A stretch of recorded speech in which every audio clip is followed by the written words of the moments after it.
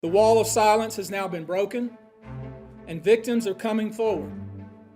Our team has had at this point more than 3,285 individuals contact us, with people claiming to have been victimized by Sean Combs. The courtroom was already drowning in tension long before the moment arrived. But nothing, absolutely nothing, could have prepared anyone inside those four walls for what came next. Diddy, a man who had spent decades crafting a powerful, untouchable image of himself as one of the most influential figures in music and culture. He wasn't kidding when he announced that he plans to file a wave of lawsuits on behalf of 120 alleged sexual assault victims of Sean Combs. He wasn't bluffing. And as he has said, he's not only going after Combs, but corporate entities too. And we reported to you how last week he filed 6 lawsuits, and now he has just filed a bunch more. I'll give you an example. We have one lawsuit now where a woman who claims she was drugged and raped by Combs during a Las Vegas event back in 2014. We have other claims that are more recent, by the way. These allegations are all from 2022. A businessman who claims that Combs sexually assaulted him during a Ciroc party back in 2022. A woman who claims she was drugged and raped by Combs at a house party in Manhattan back in 2022. Another man who claims he was drugged and repeatedly sexually assaulted by Combs and others, including an unnamed celebrity. This at an award show after party in LA back in 2022. But the one we want to focus on right now is a very, very disturbing claim. As if all of these aren't disturbing, but this one is especially heinous, because I think the best way to describe this is the very first paragraph of this new lawsuit. It reads, in the complaint, defendant Combs drugged and raped a 13-year-old girl at a house party. Many others were present but did nothing to stop it. Some participated in it. Combs has been allowed for years to conduct himself in this manner without any consequences. He believes he is above the law. He is not. Yeah. Now again, I've said this before, while Combs is currently facing federal criminal charges of racketeering and sex trafficking and transportation to engage in prostitution, none of those criminal charges are related to minors. However, a number of these lawsuits, including from Tony Busby, they focused on the alleged abuse of underage people. And it makes you wonder if Combs will be hit with a superseding indictment. That means when you go back to the grand jury for additional or revised charges, will Combs be hit with a superseding indictment that involves minors? Have to ask the question in light of these allegations. You have to wonder if any of the people who have sued Combs, are they cooperating with the government? You have to wonder if the government really has all the evidence they need to charge him with respect to minors, but maybe they're not doing so yet. Maybe they're keeping it in their back pocket for now. Maybe to push Combs to take a plea. Maybe they're only now getting this information and are authenticating it to bring these claims, to bring new charges. We don't know if their case will ever be about minors. I will tell you one thing.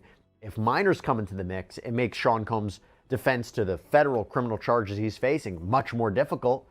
His defense right now is everything was consensual. When you're dealing with minors, that defense doesn't work anymore. And by the way, as we're talking about high-profile people, as we're talking about unnamed celebrities in these lawsuits, including the one I'm about to get into, remember what Tony Busby told TMZ. He said that a number of high-profile people have even come to him already to settle their claims so they are not named in these lawsuits. It makes you wonder if the people that he mentions in these lawsuits are people who've already settled their claims, so they're not named as defendants, they're not identified. I mean, if you think about it, that would be a PR and legal nightmare if they're named in these lawsuits. Even though these are just allegations, the fact that they would be tied to Sean Combs right now, who's toxic, they might be avoiding that. So that sat stiff in his chair as though his entire body was locked in place. He had faced prosecutors, lawyers, accusers, and critics before, and he had learned how to wear his armor well, smirking when things got heavy, shaking his head when accusations sounded wild, whispering into his lawyer's ears when he wanted to project confidence. But on this day, as he sat waiting for another witness to take the stand, he had no idea the ground beneath his feet was about to collapse. The doors opened, and when the next witnesses walked in, the air in the room shifted. It wasn't a rival. It wasn't an outsider. It wasn't another accuser trying to bring down the man who once called himself the king of bad boy. It was his daughters, the very people he believed would stand behind him no matter what. The very people he thought he could count on for support during the storm. were now walking toward the stand, ready to speak against him. The silence was deafening. The jurors leaned in, sensing something historic about to unfold. The judge straightened in his chair. The gallery held its breath, and Diddy froze, eyes wide, mouth slightly open, as though time itself had betrayed him. His daughters were trembling at first. Family of Sean Diddy Combs celebrating after learning his long-awaited fate in court. The family staying stoic as they entered Diddy's courthouse July 2nd, before departing with smiles and waves after hearing the media mogul's partial victory, not guilty on 3 out of the 5 counts, covering charges for racketeering and sex trafficking. Per NBC News reporters inside the courtroom, Diddy's loved ones were seen celebrating the results of his now winding down legal saga. The Bad Boy Records founder is facing 2 convictions, both surrounding prostitution offenses. NBC News noting Diddy's son Christian King Combs said his dad was feeling great about the verdicts, with Diddy reportedly telling his gathered family, "Thank you. Love you." Chance Combs spotted seemingly wiping away tears alongside her grandma, who gave a thumbs up to the media frenzy outside the Manhattan courthouse, following weeks of putting up a united front for Diddy, who maintained his innocence across all charges. Years old at the time, as if these allegations couldn't get worse. Now, we've been closely following the legal drama that's been stalking Sean Combs, and right now, as we know, he's locked up in the Metropolitan Detention Center out in Brooklyn. He's been denied bond twice. His attorneys, though, they plan to try for a 3rd time to get him out of lockup as he waits for trial. He's now going to be petitioning the new judge overseeing this case, Judge Arun Subramanian. And we actually just learned that when it comes to where he's locked up, multiple agencies are investigating the Metropolitan Detention Center, the MDC, maybe looking into the conditions, maybe doing a sweep of contraband in the area. We did actually a whole sidebar episode dedicated to that because the circumstances in that facility are pretty horrific. And we were wondering whether or not Sean Combs and the notoriety of his case has facilitated or has led to this investigation. We talked about it. You can check it out on our Long Crime YouTube channel. It should be up there right now. Now, as we get into these latest developments, I have to warn you. I have to give you a trigger warning here. These details are not only unimaginable, but they're horrifying. They're horrifying. They can be incredibly difficult to listen to. I gotta tell you, I was reading these lawsuits and I even winced because it's so just disgusting. It's incredibly disturbing. But look, this is a legal case now. And it's important to understand what the victims are alleging, the legal basis for their claims, what evidence they may have to support their claims, and the impact that this could have on Sean Combs and, of course, his criminal case. So with that in mind, we're going to talk about it. Now, before we even get into the actual claims of this lawsuit, I have to give you a brief background about where we're at. So a grand jury in the Southern District of New York indicted Sean Combs on federal charges of racketeering conspiracy, sex trafficking, and transportation to engage in prostitution. He was arrested on September 16th. He's been, as I said, behind bars ever since after being denied bail. And prosecutors say that Combs used his money, his influence, to organize what are called freak-offs. These are essentially orgies that involved hiring male sex workers, procuring drugs, and then filming these sex acts. That he used force, fraud, coercion, to get what he wanted, that he engaged in a campaign of... Their voices cracked. Their eyes darted around the courtroom, clearly feeling the weight of what they were about to do. But soon, hesitation gave way to resolve. They weren't here to protect their father anymore. They weren't here to shield the man behind the fame, the money, and the empire. They were here to tell the truth, no matter how disturbing, no matter how shocking, no matter how devastating it might be. And when their words began to spill out, the room shifted again. They began recalling moments the public never knew about. Behind the mansions, the private jets, and the flashing cameras, there was another side of Diddy's world, a side his daughters knew all too well. They spoke of control, of manipulation, of nights when the glamorous exterior slipped away and the man beneath the image revealed himself in ways no one would ever imagine. These weren't vague hints or carefully chosen words. These were disturbing secrets, spoken clearly, directly, with a conviction that made it impossible for anyone to dismiss them as exaggerations.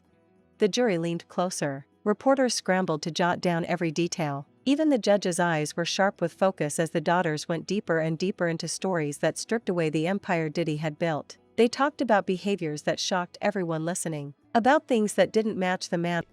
Well, after Combs' arrest on federal sex crimes charges, Brown posted on Instagram, "In a nutshell, Kimberly was allegedly taken from us because she was set on course to accomplish what Mrs. Cassie Ventura did by igniting the bonfire which brings us here today." Ventura, of course, is Combs' ex-girlfriend who filed that initial sexual assault, sex trafficking lawsuit against Sean Combs last year. It spiraled into multiple other lawsuits and arguably spiraled into these charges that he's now facing today. And Brown wrote, "I'm writing this post to formally request an investigation into an entire group of individuals who worked at or around the residence of Miss Kimberly Porter." And he called her death a tragic murder. Now, interestingly, there are reports that Albie Shore has even taken more security measures after asking for an investigation. In fact, he was presented an award at the American Liver Foundation's National Legacy Gala in New York. And in his speech, he says, "We even have Homeland Security in the building. Detective Jackson, good to see you." Not entirely sure what he's talking about, what he's referencing, but considering it was Homeland Security that raided Sean Combs' properties in LA and Miami and collected all that evidence that federal prosecutors are now using in their criminal case against him, interesting comment to make. Now, Gene Deal, this is Combs' former bodyguard, spoke on the Art of Deal podcast about this, and he said, "You got to realize, man, Kim's death wasn't even investigated." He went on to say, "How is it that there was no electronic products or gadgets around Kim? Be her laptop missing, her cell phone's missing, everything is missing that she could get in touch with her little girls if they're not at home, or her friends or family. All that's missing. How is it that? All that's missing. How is it that?" The detectives didn't even examine Porter's body where she passed away. And Deal emphasized, if that is true, that case needs to be reopened. And also in regards to the idea that she got a massage right before her death, he also said, who gives somebody a massage when they get pneumonia? Deal also apparently took issue with the alleged timing of buying her gold casket. He said, how you order a gold casket 2 months before somebody dies. And he even addressed Albie Shore beefing up his security. Al ain't no fool. He's smart by getting extra security. Now, with all of this as a backdrop, the last time we talked about Kim Porter on Sidebar is when a book was published on Amazon. It was entitled Kim's Lost Words, A Journey for Justice from the Other Side. It is allegedly a memoir from Kim Porter herself detailing her relationship with Sean Combs, but it reportedly contains typos, shocking claims, some are saying even inaccurate statements. In fact, Quincy Brown, Christian, Jesse Delilah Combs, they wrote in a joint statement on Instagram, "We have seen so many hurtful and false rumors circulating about our parents, Kim Porter and Sean Combs' relationship, as well as about our mom's tragic passing, that we feel the need to speak out. Claims that our mom wrote a book are simply untrue. She did not. And anyone claiming to have a manuscript is misrepresenting themselves." And by the way, even Combs authorized his attorney Erica Wolf to release a statement on his behalf regarding the new book, stating, "The Kim Porter memoir is fake.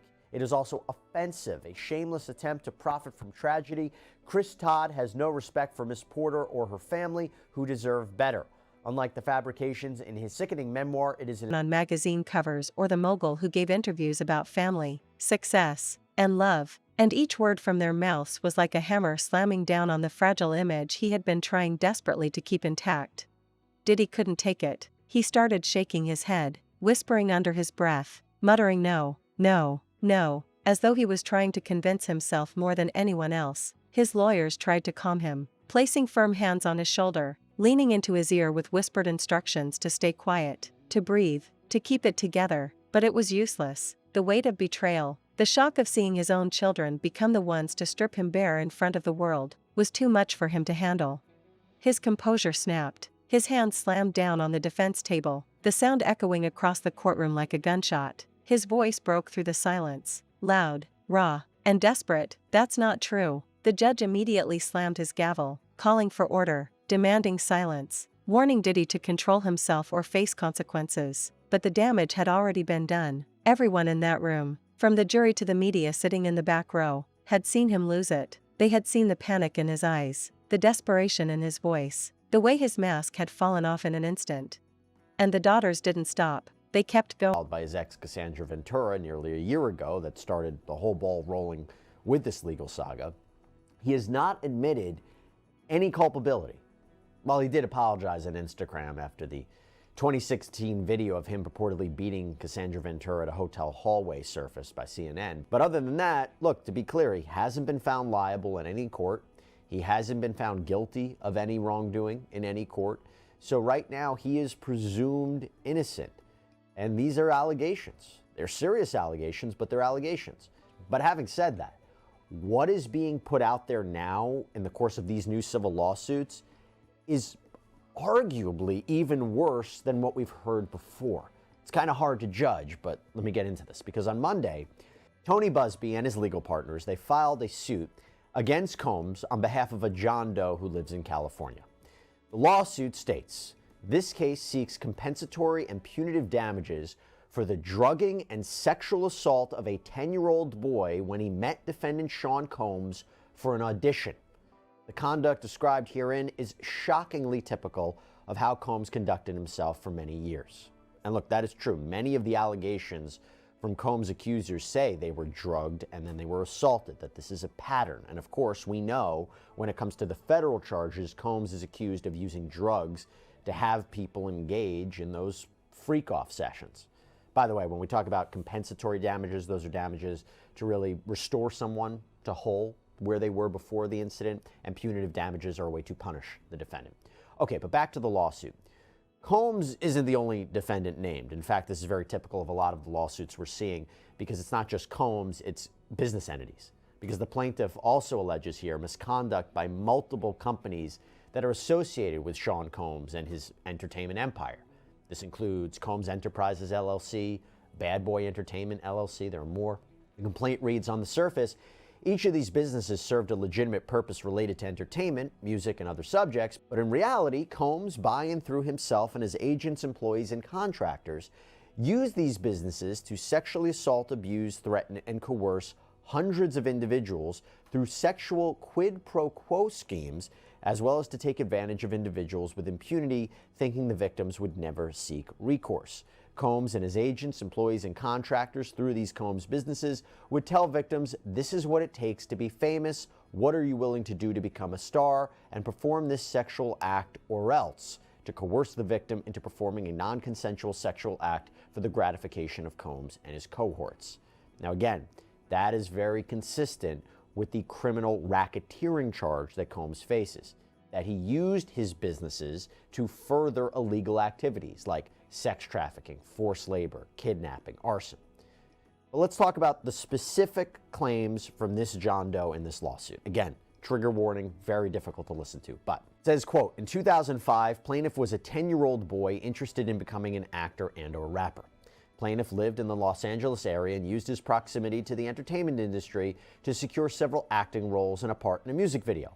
To help their son's burgeoning career, plaintiff's parents found and hired an industry consultant through an internet ad.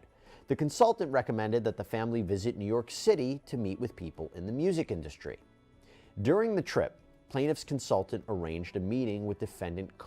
Their voices steadied with every word, as though each secret revealed gave them more strength. They were no longer trembling. They were standing in their truth, laying bare a reality they had carried in silence for far too long. The stories they told weren't just shocking, they were devastating. The glamorous mogul was gone, replaced by the portrait of a man who had hidden too much for too long. A man whose empire had been built on foundations more disturbing than the public ever realized. By the time their testimonies ended, the courtroom was buzzing with unspoken energy. Spectators were exchanging glances, whispering to one another in disbelief. The jurors looked shaken, some visibly disturbed by what they had heard. Even the judge, usually stoic and unmoved, had a hardened expression, as though the words of the daughters had cut through even his thick judicial shell.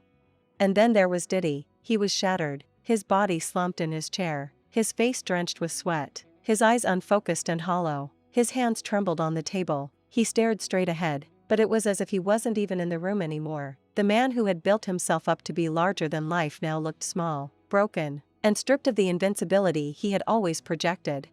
The ripple effect was immediate. Outside the courthouse, the media frenzy exploded. Headlines hit within minutes. Diddy's daughters testify against him. Might be one reason why we see unnamed celebrity 1, unnamed celebrity 2. Anyway, we don't know exactly what's happening, but what we do know is that these allegations are a disturbing pattern regarding children. And I want to break down this lawsuit now. So this lawsuit is filed by Jane Doe, she's unnamed, and this was filed in federal court in the Southern District of New York. That is the same jurisdiction where Combs is being federally prosecuted. And in many ways, the lawsuit mirrors the allegations in the indictment. For example, the complaint reads, quote, "For decades, Sean Combs, aka P. Diddy, Puff Daddy, Diddy, PD, Love, abused, molested, raped, assaulted, threatened, and coerced women, minors, and others for sexual gratification to assert dominance and to conceal his abhorrent conduct. He accomplished these acts by and through a criminal enterprise built on his success as a rapper, record producer, and record executive." Again, very similar to the language that was used in the indictment to describe the racketeering conspiracy charge that he faces, that he allegedly operated and controlled this criminal enterprise to carry out various crimes like sex trafficking, forced labor, kidnapping. Those terms are actually both in this complaint and in the indictment.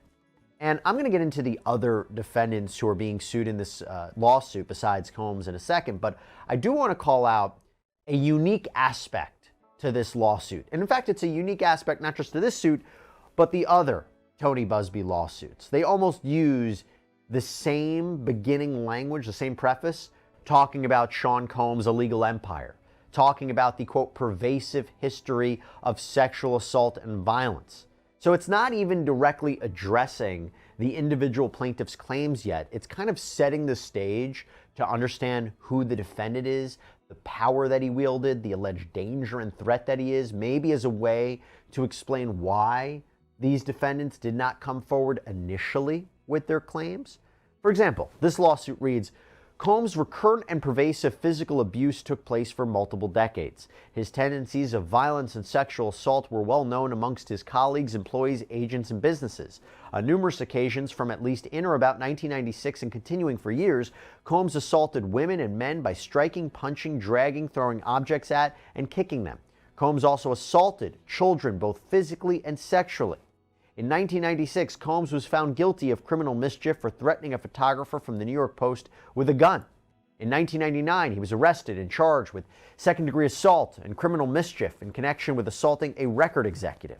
By the way, I just have to call something out. Even besides those last legal cases that I just mentioned in this quote, the sexual assault allegations, the sex trafficking allegations, all of this are just allegations. He hasn't been found guilty of anything yet. He hasn't been found liable with respect to any of this yet. So it is interesting that Tony Buzbee is using this language to kind of build up his case, even though, again, to be clear, Sean Combs hasn't been found guilty and hasn't been found liable with respect to any of this, and he's been denying this. Anyway, and to couple that, the lawsuit also lays out all of the civil suits from the past year, from Cassandra Ventura. Family betrayal shocks courtroom. Disturbing secrets revealed. Social media erupted in a firestorm of reactions. Some fans couldn't believe what they were reading, insisting it had to be exaggerated, fabricated, or twisted, but others said it was the final nail in the coffin. If his own daughters were revealing these things, how could anyone deny it anymore? How could anyone claim this was just another smear campaign or opportunistic attack? The courtroom was buzzing with tension. Every revelation from his daughters echoed louder than any testimony before. People began exchanging glances, whispering to one another, stunned at the betrayal, stunned at the courage, stunned at the sheer weight of what was being revealed. It wasn't outsiders making these claims anymore. It wasn't rivals. It wasn't accusers from afar. This was his family, the very people who knew him best, and their words carried a power no one could ignore. The betrayal cut deeper than any lawsuit, deeper than any accusation from outsiders. This wasn't rivals speaking out. This wasn't critics or enemies. This was blood. This was family. And their words carried a weight that not even the most expensive legal team in the world could spin away. For Diddy, the impact was devastating. He had built his entire brand around the idea of family, loyalty, and legacy. He had paraded his children in interviews, used them as symbols of his success, painted himself as not just a mogul but a father figure, a man who had it all. And now, She signed it, but she wasn't given a copy. So then she says she goes inside and she describes the scene. inside the house as being filled with many celebrities. There were drinks, there was loud music, there was drug use like marijuana and cocaine. And then this is where she says things took a very dark turn. Quote, plaintiff accepted a drink, a reddish yellow mixture that tasted like orange juice, cranberry juice, and something bitter. After drinking just one drink, plaintiff began to feel woozy and lightheaded, making her need to lie down. And embedded in this complaint is what Jane Doe claims is a photograph of an actual, quote, exemplary container that she says Combs or his associates used to inject GHB into these drinks. The complaint continues, looking for a place to rest, plaintiff entered what she believed to be an empty bedroom so she could lie down for a moment. She did not lock the door. Soon after, Combs, along with a male and female celebrity, entered the room. Combs aggressively approached plaintiff with a crazed look in his eyes, grabbed her, and said, "You are ready to party." Combs then threw plaintiff toward another male celebrity, Celebrity A, again unnamed, who removed plaintiff's clothes as she grew more and more disoriented. Plaintiff was held down by Celebrity A, who raped her while Combs and Celebrity B, a female, watched. After the male celebrity finished, Combs then raped plaintiff while the Celebrity A and Celebrity B watched. Combs attempted to force plaintiff to perform oral sex on him, but she resisted by hitting Combs in the neck. He stopped. Plaintiff grabbed her clothes and shoes and left the bedroom, roaming naked through the house looking for the exit as the party continued. That means there were witnesses to see what happened here. Once outside, plaintiff put her clothes back on and left the scene in the dark. Eventually, plaintiff reached a gas station. A female clerk noticed her distressed and allowed her to use the phone. Plaintiff called her father and admitted that she had lied about her whereabouts and asked him to pick her up. After the assault, plaintiff fell into a deep depression, which continues to affect every facet of her life. Okay, so clearly a very, very disturbing account, but it's on par with the other allegations that we've heard about Combs. Parties, alleged drugging, followed by sexual assault. Now, of course, as I said, these are allegations. Of course, Combs will have an opportunity to defend himself. And from a legal point of view, I wonder if his attorneys could argue, well, she claims she was drugged and disoriented. How exactly does she remember all these details? How does she remember all of this? Is she able to remember all of this 24 years later? And of course, there are obviously a lot of counter responses to that put forward by Jane Doe. But the point is, Combs will probably assert a defense that this did not happen. Now, in the lawsuit, Jane Doe not only sues Sean Combs, but also several Combs businesses, their entities, like Daddy's House Recording Studio Inc. and Bad Boy Entertainment. The lawsuit reads, Combs' business enterprise is central to the pervasive acts of sexual assault and abuse committed by him during the last decades. On the surface, each of these businesses served a legitimate purpose. In front of the world, that image had collapsed. His daughters had stripped away the last shred of credibility he had left, and there was nothing he could do to get it back. The whispers grew louder. Was this the end of Diddy's empire? Was this the moment history would remember, not for the music, not for the accolades, but for the shocking betrayal in that courtroom? The truth was undeniable. No matter what sentence the judge handed down, no matter what verdict the jury reached, Diddy had already lost something far greater. He had lost the trust of his own children. He had lost the one thing that could never be repaired with money, power, or influence. As he sat there in silence, staring blankly, the reality set in. This wasn't just another trial. This wasn't just another battle he could spin into victory with charm and bravado. This was the collapse of everything he thought he controlled, and for the first time in his career, Diddy was completely powerless. The cameras caught every second, his frozen stare, his trembling hands, the way his face seemed to crumble under the weight of his daughter's words. The entire world saw the exact moment the mighty mogul cracked, and from that moment forward, no matter what happened next, nothing would ever be the same.